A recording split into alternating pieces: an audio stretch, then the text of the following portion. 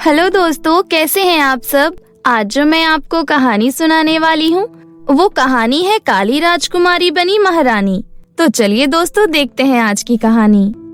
ये कहानी राजा सूरजमल की है। सूरजमल राजा और उसके राज्य की प्रसिद्धि दूर दूर तक फैली हुई थी। सूरजमल की एक बहुत ही खूबसूरत बेटी थी जिसका नाम जन्नत था। जन्नत अपने नाम की भांति बहुत खूबसूरत थी। उसे देखकर ऐसा लगता था जैसे आसमान से कोई अप्सरा उतर आई हो। उसकी खूबसूरती देखने के लिए सभी लोग बेताब रहते थे।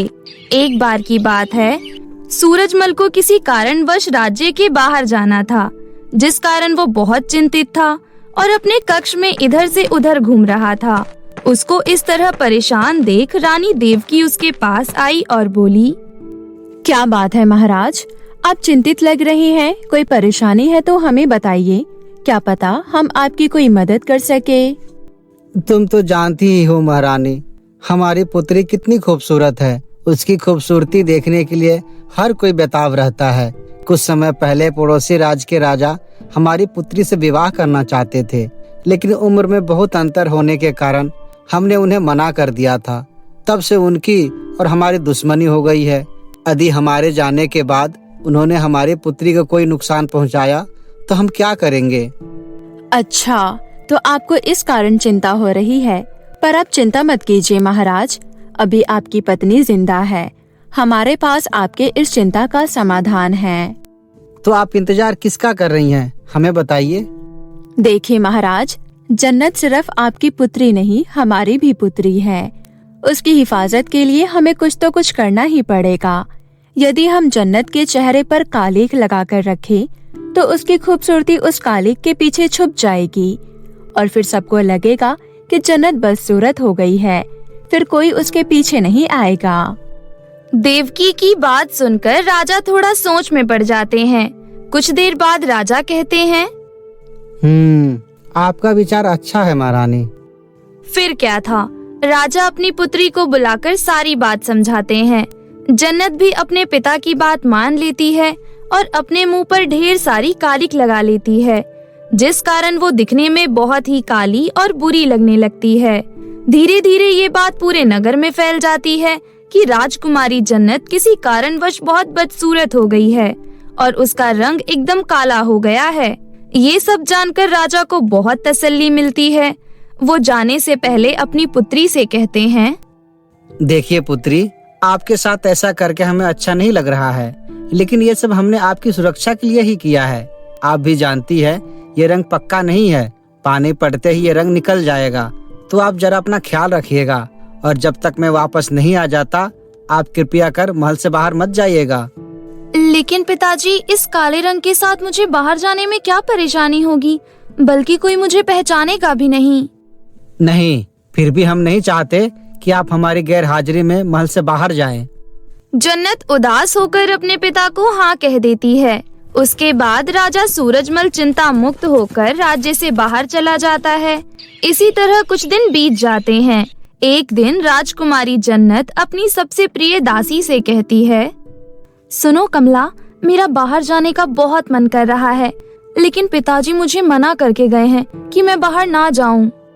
राजकुमारी, महाराज आपकी भलाई के लिए ही आपको महल से बाहर जाने के लिए मना करके गए हैं, क्योंकि इस बदसूरती के साथ यदि आप राज्य में जाएंगी तो राजा की बहुत थू-थू होगी। कमला की बात सुनकर राजकुमारी जन्नत मुस्कुराने लगती है और अपने मन में सोचती है, अब मैं तुम्हें कैसे बताऊं कमला, ये बदसूरती असली नहीं है, लेकिन कोई बात नहीं, अगर तुम्हें ये बात नहीं पता तो ये भी अच्छा ही है। कहाँ खो गई राजकुमारी? देख कमला, तू तो मेरी सबसे प्रिय दासी है ना, तू मेरी छोटी सी मदद कर, उसके बदले मैं तुझे मोतियों का एक हार दूंगी। क्या? सच में? बताइए राजकुमारी, मैं आपकी क्या मदद कर सकती हूँ? देख, तू मुझे थोड़ी देर के लिए अपने कपड़े दे दे और तू मेरे कपड़े पहन ले, और ये रहा काला रंग, इसको तू अपने चेहरे पर लगा ले। इसको लगाने के बाद अगर तू मेरे वस्त्र पहन लेगी तो कोई तुझे पहचान नहीं पाएगा कि तू जन्नत नहीं कमला है, और मैं तेरे कपड़े पहनकर बाहर घूम आती हूँ।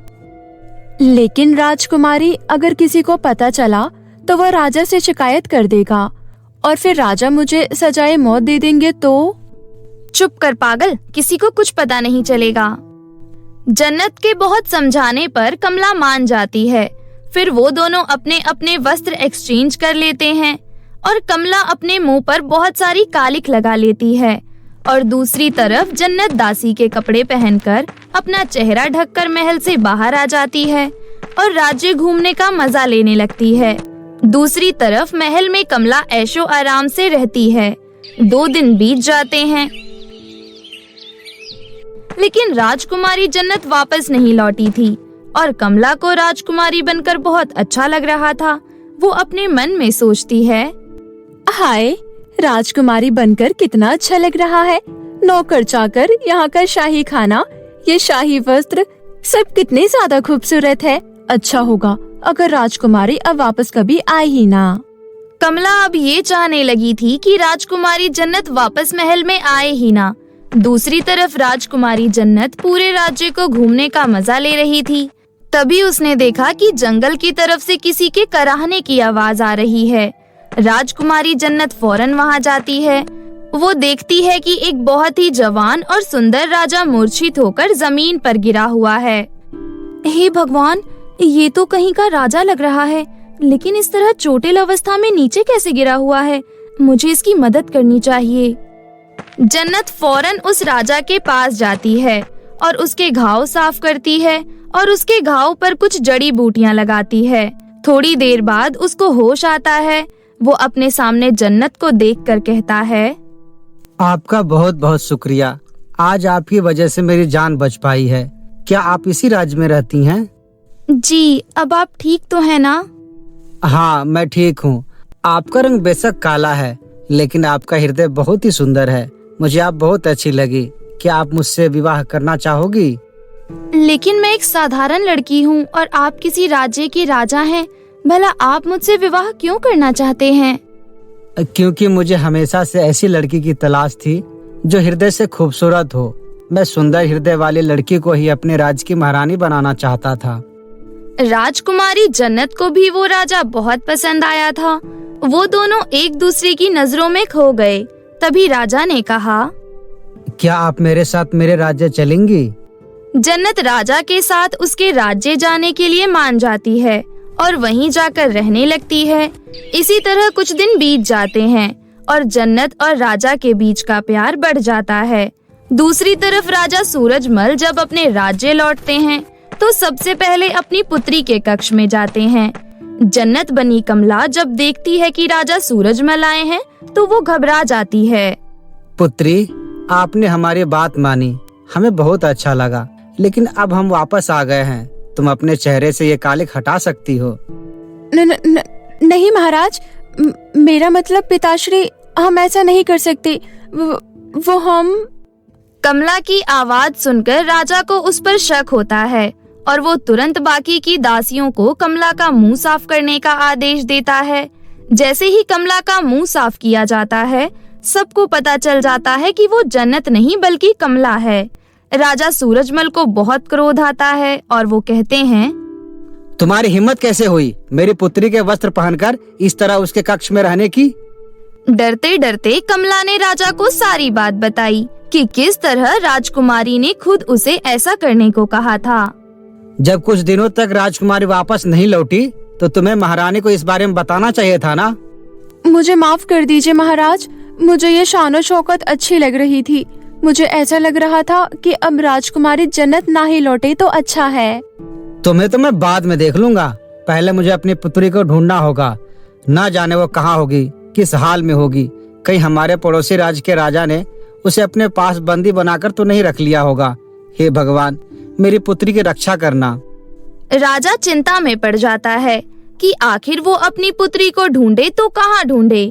दूसरी तरफ राजकुमारी को भी अपने पिता की याद आ रही थी, लेकिन वो ये बात राजा प्रताप को नहीं बता सकती थी, क्योंकि उनकी नजरों में तो वो एक साधारण इंसान थी।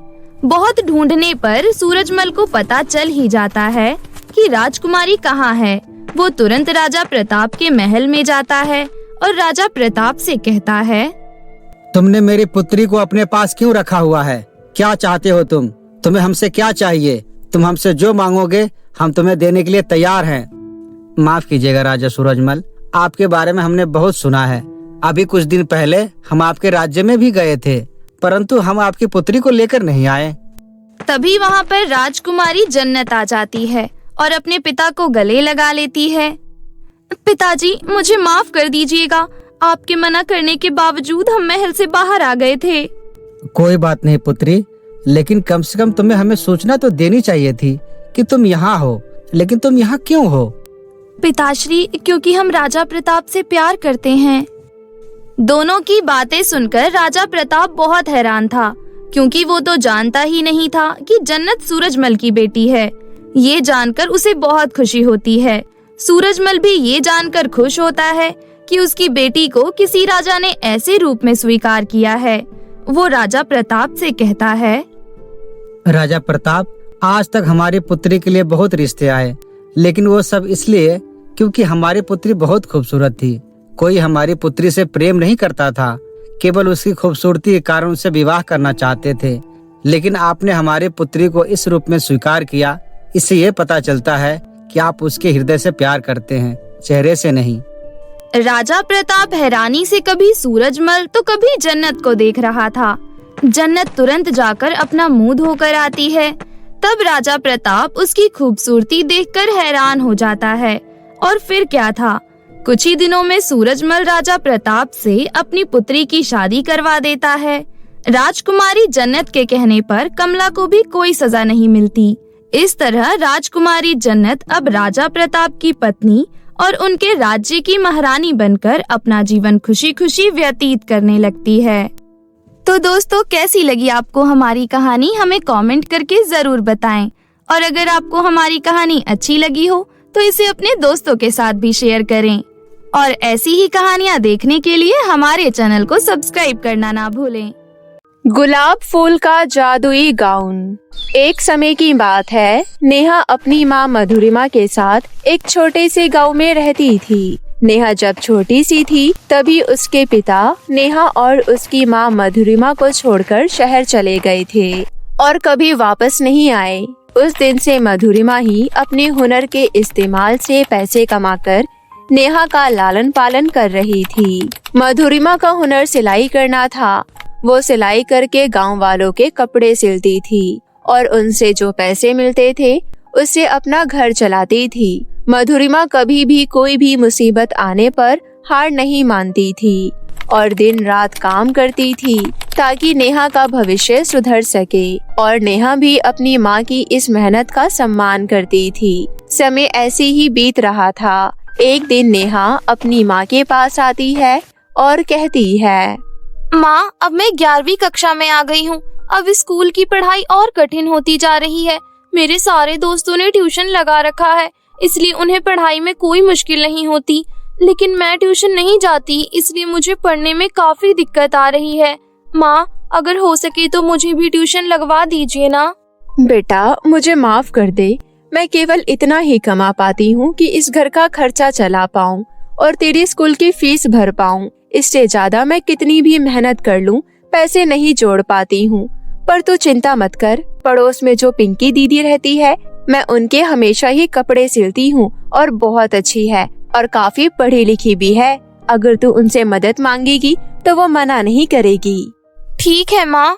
नेहा अपनी माँ मधुरिमा के हालात समझती थी, इसलिए वो कभी भी किसी चीज के लिए जिद नहीं करती थी। उसके दोस्त उसे उसके कपड़ों के लिए, उसकी गरीबी के लिए हमेशा ताने देते रहते थे और उसका मजाक बनाते रहते थे, परंतु नेहा कभी अपनी माँ से कुछ नहीं कहती थी और सब कुछ खुद ही संभाल लेती थी। फिर ऐसे ही एक दिन नेहा स्कूल से वापस आ रही थी कि तभी वो देखती है कि एक सिपाही घोड़े पर बैठकर कुछ घोषणा कर रहा है। सुनो सुनो सुनो, एक हफ्ते बाद राजमहल में बहुत बड़ा जश्न है, क्योंकि राजकुमार वीर एक हफ्ते बाद 18 साल के होने वाले हैं। इसलिए सभी गांव वालों के लिए ये जश्न रखा गया है। सभी गांव वाले जश्न में आ सकते हैं और राजकुमार को अपना आशीर्वाद दे सकते हैं। अरे वाह, कितने दिनों बाद राजमहल में जश्न होने वाला है। मैं तो वही गाउन पहनूंगी जो मेरे पापा शहर से लेकर आए थे। वो गाउन दिखने में बहुत ही ज्यादा सुंदर है। मैं कब से उसे पहनने का इंतजार कर रही थी। अब सही मौका आ गया है। हाँ, तुम सही कह रही हो। मैं भी अपना सबसे अच्छा वाला कोट और पैंट पहनकर जश्न में जाऊंगा। हम सब तो अच्छे बनकर आएंगे, लेकिन हम में से एक लड़की ऐसी है जो हमेशा की तरह भिखारी जैसे कपड़ों में ही आएगी, वो भी बिल्कुल अतरंगी बनके। अगर बुराई करनी है तो सामने से किया करो, ऐसे किसी के पीठ पीछे बुराई नहीं करते। मैंने कोई पीठ पीछे बुराई नहीं की है, जो सच है वही बता रही हूँ, है ना करण? हाँ, मीना बिल्कुल सही कह रही है। जो सच है वो सच है। तुम लोग देख लेना, मैं जश्न में तुम लोगों से भी अच्छी बनकर आऊंगी और मैं अपनी माँ का सिला हुआ गाउन पहन कर आऊंगी। मेरी माँ मेरे लिए बहुत अच्छा गाउन सिलेंगी, देख लेना तुम लोग। हाँ हाँ, देख लेंगे। बेचारी नेहा आंखों में आंसू लिए घर आ जाती है। नेहा जब घर आती है तो देखती है कि उसकी माँ बाहर जाने के लिए निकल रही है। माँ, आप कहीं बाहर जा रही हैं क्या? हाँ, मैं सिम्मी जादूगरनी के यहाँ जा रही हूँ। मुझे उनकी बेटी का नाप लेना है और उसके लिए कपड़े सिलने हैं। लेकिन माँ, मैंने तो सुना है कि वो सिम्मी जादूगरनी बहुत बुरी है। आप वहाँ मत जाओ माँ, वो आपको नुकसान पहुँचा देगी। ऐसा कुछ नहीं है बेटा, गांव वालों ने सिम्मी जादूगरनी के बारे में अफवाह फैला रखी है, वरना सिम्मी जादूगरनी तो बहुत अच्छी है। वो लोगों की मदद करती है। ये सब छोड़, तू ये बता, तेरा चेहरा इतना उतरा हुआ क्यों है? किसी ने कुछ कहा क्या? किसी ने कुछ नहीं कहा माँ, बस बात ये है कि 1 हफ्ते बाद राजमहल में एक बहुत बड़ा जश्न होने वाला है और सभी गांव वाले उस जश्न में शामिल होंगे। लेकिन मेरे पास ढंग के कपड़े नहीं हैं। माँ, क्या आप मेरे लिए एक सुंदर सा गाउन सिल सकती हैं? मधुरी माँ जानती थी कि गाउन सिलने में बहुत सारे पैसे लगेंगे, लेकिन नेहा का मन रखने के लिए वो हाँ कर देती है और फिर सिम्मी जादूगरनी के घर चली जाती है। ठीक है बेटा, मैंने तुम्हारा नाप ले लिया है। सच में मधुरी माँ, तुम बहुत अच्छी हो। गांव वालों ने मेरे बारे में अफवाह फैला रखी है, इसलिए मेरे यहाँ कोई नहीं आता। सब मुझसे दूर रहते हैं, परंतु इसके बावजूद भी तुम यहाँ आई और मेरी बेटी के कपड़े सिलने के लिए भी तुमने हाँ कर दी। तुम्हारा बहुत बहुत धन्यवाद। इसमें धन्यवाद कैसा, मैं जानती हूँ लोग अपने मतलब के लिए बहुत सी बातें बनाते हैं और अच्छे लोगों को भी बुरा बना देते हैं। मैंने आपके बारे में अपनी माँ से सुना था, इसलिए मैं बिना कुछ सोचे ही यहाँ आ गई। अच्छा, अब मैं चलती हूँ। रुको मधुरी माँ, तुम कुछ चिंता में लग रही हो। कुछ बात है क्या? अगर तुम चाहो तो मुझे बता सकती हो। जादूगरनी जी, बात ये है कि मेरी बेटी चाहती है कि मैं उसके लिए एक सुंदर सा गाउन सिलूं, लेकिन मेरे पास इतने पैसे नहीं हैं कि मैं गाउन के लिए ढेर सारा कपड़ा और सजावट का सामान ला पाऊं। मुझे समझ नहीं आ रहा कि मैं क्या करूं। मैंने उसे हाँ तो कर दी है, लेकिन अब आगे क्या करना है ये मेरी समझ के बाहर है। चिंता मत करो मधुरी माँ, तुम मेरे पीछे आओ, मैं तुम्हारी इस समस्या को दूर कर दूंगी।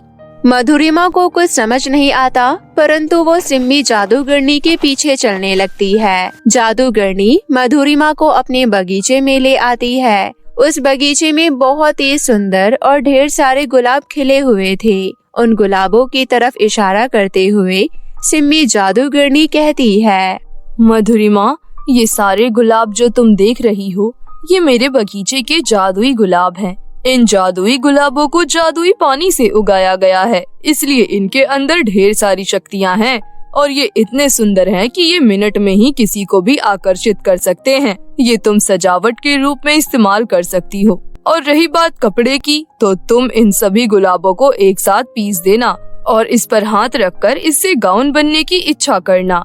ये गुलाब गाउन में बदल जाएंगे और तुम्हारी सारी परेशानी दूर हो जाएगी। आप सच में बहुत अच्छी हैं। लोग आपके बारे में ऐसी ही अफवाह बनाते रहते हैं। मुझे तो समझ ही नहीं आ रहा कि मैं आपका शुक्रिया कैसे करूं। तुमने यहाँ आकर ही मेरी बहुत बड़ी सहायता की है। अब तुम्हारे यहाँ आने से लोगों को पता चलेगा कि मैं बुरी नहीं हूँ। इसके बाद मधुरिमा सिम्मी जादूगरनी का धन्यवाद करके उसके बगीचे में लगे ढेर सारे जादुई गुलाब को तोड़कर अपने घर ले आती है और एक एक करके उन्हें एक साथ पिरोने लगती है। और जब वो सारे गुलाब एक साथ आ जाते हैं, तब मधुरिमा उन गुलाबों के ऊपर हाथ रखकर कहती है, हे जादुई गुलाब, कृपया करके आप एक सुंदर से गाउन में परिवर्तित हो जाइए।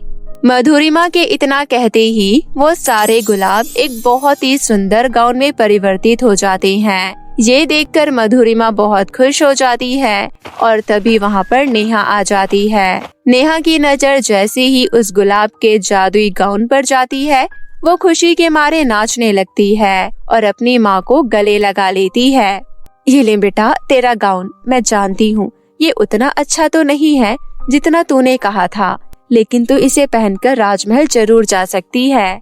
माँ, ये कैसी बातें कर रही हो? ये गुलाब का गाउन तो बहुत ही ज्यादा सुंदर है और जितना मैंने सोचा था ये गुलाब का गाउन उससे भी कई ज्यादा गुना सुंदर है।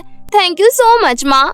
उस जादुई गुलाब के गाउन को देखकर नेहा बहुत खुश होती है और पूरे दिन नाचती रहती है। और फिर जैसे ही एक हफ्ता बीत जाता है, नेहा उस जादुई गुलाब के गाउन को पहन लेती है और उसे पहनकर राजमहल चली जाती है। नेहा को देखकर सभी हैरान रह जाते हैं और किसी की भी नजर उस पर से नहीं हट रही होती। यहाँ तक कि जो कुछ दिनों पहले नेहा की बेइज्जती कर रही थी, वही मीना नेहा के पास आकर कहती है, क्या बात है नेहा, तूने तो बिल्कुल सच कहा था। आंटी ने तो सच में बहुत ही सुंदर गाउन सिला है। इस गुलाब के गाउन को देखकर तो कोई भी मोहित हो जाए। सच में नेहा, तुम्हारा गाउन बहुत सुंदर लग रहा है। मैंने तो पहले ही कहा था मेरी माँ के हाथों में जादू है और वो मेरे लिए एक सुंदर गाउन जरूर बनाएंगी। और देखो उन्होंने बना भी दिया। नेहा अपने दोस्तों से बातें कर रही होती है कि तभी राजमहल में भगदड़ मच जाती है। नेहा को पूछने पर पता चलता है कि राजकुमार के कमरे में आग लग गई है। सैनिक आग बुझाने की कोशिश कर रहे हैं, परंतु राजकुमार के अंदर होने के कारण सभी चिंतित हैं। हे भगवान, ये आग तो सच में बहुत भयानक है। कृपया करके कुछ ऐसा कीजिए जिससे राजकुमार की जान बच जाए और उन्हें कोई नुकसान न पहुँचे। नेहा के इतना कहते ही उसके कदम अचानक से राजकुमार के कमरे की तरफ चल पड़ते हैं। नेहा अपने आप को रोकने की कोशिश तो करती है, परंतु वो अपने आप को रोक नहीं पाती और राजकुमार के कमरे में चली जाती है। राजकुमार बिस्तर पर बेहोश पड़े थे। नेहा किसी तरह राजकुमार को कंधे पर उठाती है और आग के बीच में से उन्हें बाहर ले आती है। नेहा को ये कमाल करते हुए हर कोई देखकर हैरान रह जाता है। यहाँ तक कि नेहा खुद हैरान होती है कि उसने ये सब कैसे किया। कुछ देर बाद आग को किसी तरह बुझा दिया जाता है और फिर राजकुमार को भी होश आ जाता है। जब रानी को नेहा की इस बहादुरी का पता चलता है तो वो नेहा के पास आती है और कहती है, नेहा, तुमने सच में कमाल कर दिया। आज तुमने हमारे बेटे को उस भयानक आग से बिना कोई चोट पहुंचाए ही बाहर निकाल लिया। तुम सच में बहुत ही बहादुर हो और इसलिए मैंने फैसला किया है कि तुम ही मेरे बेटे की पत्नी बनोगी। तभी वहाँ पर मधुरिमा आ जाती है और कहती है, पर रानी जी, अभी तो इन दोनों की उम्र बहुत कम है। मैं जानती हूँ, इसलिए जब तक यह दोनों शादी लायक नहीं हो जाते तब तक आप और आपकी बेटी हमारे साथ इसी राजमहल में रहेंगे और जब ये दोनों शादी लायक हो जाएंगे तब इनकी शादी करा दी जाएगी। रानी की बात सुनकर मधुरिमा और नेहा बहुत खुश होती हैं, परंतु नेहा अभी भी हैरान होती है कि ये सब कैसे हुआ। जिसके बाद मधुरिमा उसे सारी सच्चाई बताती है। बेटा, ये सब इस जादुई गुलाब के गाउन की वजह से हुआ है। इसके गुलाब जादूगरनी के बगीचे के जादुई गुलाब है। अपनी माँ की बात सुनकर नेहा मुस्कुरा देती है और फिर समय ऐसे ही बीतने लगता है और कुछ साल ऐसे ही निकल जाते हैं। फिर जब नेहा और राजकुमार शादी लायक हो जाते हैं तो बड़ी ही धूमधाम से उन दोनों की शादी कर दी जाती है और उस जादुई गुलाब के गाउन की वजह से नेहा अपना आगे का जीवन बड़ी ही सुख से बिताती है।